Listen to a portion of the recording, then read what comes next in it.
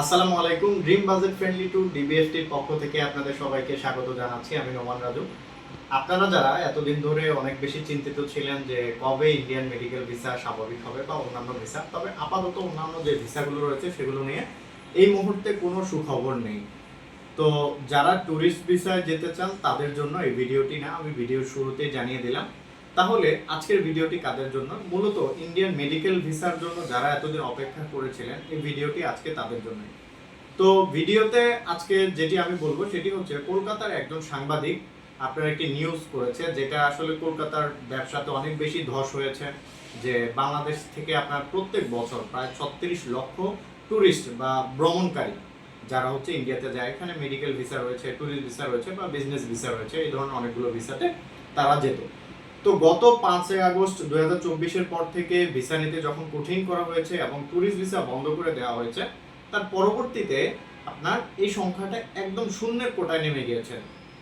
দেখা গিয়েছে আপনার বেনাপোল বর্ডারের ওখান থেকে যে বাসগুলো ছাড়তো, সারাদিনে দেখা যেত 20টাও এই পার থেকে বা ওই পার থেকে 20টা থেকে 20-40টার মতো বাস আসা যাওয়া করতো। কিন্তু সেখানে দেখেন কোনোদিন দেখা গিয়েছে যে যাত্রী নেই বলে আপনার এই বাসগুলো আর যাচ্ছে না। তো যেখানে এটা বলা চলে যে শূন্যের কোঠায় নেমে গিয়েছে, তো তাদের জন্য আজকে একটি সংবাদ, এটি বাংলাদেশের যমুনা টিভিও এটি নিউজ করেছে, আমরা দেখেছি। সেখানে বলা হয়েছে যে আগামী 10 তারিখ থেকে, দ্যাট মিনস এই ভিডিওটি আমি করছি 9 তারিখে, আগামীকাল থেকে 10ই আগস্ট থেকে আপনার আশা করছি যে ভিসা অনেক বেশি দেওয়া হবে।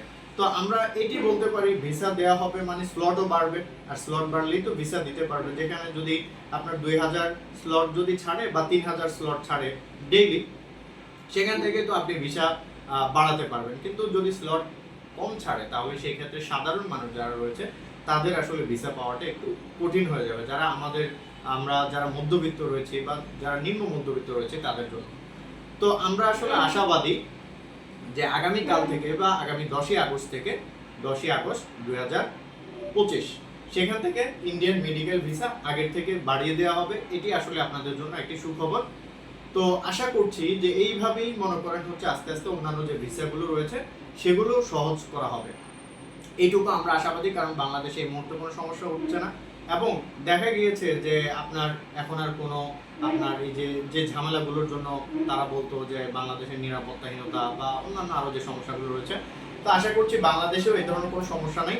আর আমি অবশ্যই ইন্ডিয়ান হাই কমিশনকে একটি ধন্যবাদ দিতে চাই যে মানবিক কারণে ইন্ডিয়া সবসময় বাংলাদেশের বন্ধু এবং বন্ধুত্বের হাত বাড়িয়ে, কিছুদিন আগে যখন মাইলস্টোন কলেজে এইভাবে বা স্কুলে ছোট ছোট বাচ্চারা যখন আমাদের এখানে এইভাবে আহত হয়েছে বা যারা আগুনে পড়ে গিয়েছে, তাদের জন্য আসলে ইন্ডিয়া আমাদের পাশে দাঁড়িয়েছে।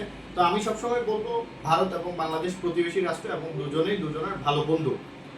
তো বিপদে বন্ধুর পরিচয় সেটি ভারত দেখিয়েছে কিছুদিন আগে। তা আমরাও সবসময় ভারতের সাথেই আছি এবং আমি এটি অবশ্যই আপনাদেরকে বলবো যে আপনারা যারা ইন্ডিয়ান মেডিকেল ভিসা নিতে চান এবং এই সম্পর্কে জানতে চান, তারা আমাদের স্ক্রিনে দেওয়া নাম্বারটিতে যোগাযোগ করতে পারেন, হোয়াটসঅ্যাপে কল দিতে পারেন। অবশ্যই আমাদের যে টিম রয়েছে তারা আপনাদেরকে অবশ্যই হেল্প করবে।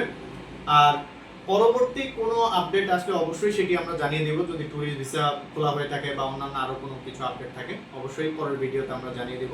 তো আজকের ভিডিওটি এ পর্যন্তই, দেখা হবে পরবর্তী কোনো ভিডিওতে। ততদিন পর্যন্ত সবাই সুস্থ থাকবেন, ভালো থাকবেন। আসসালামু আলাইকুম।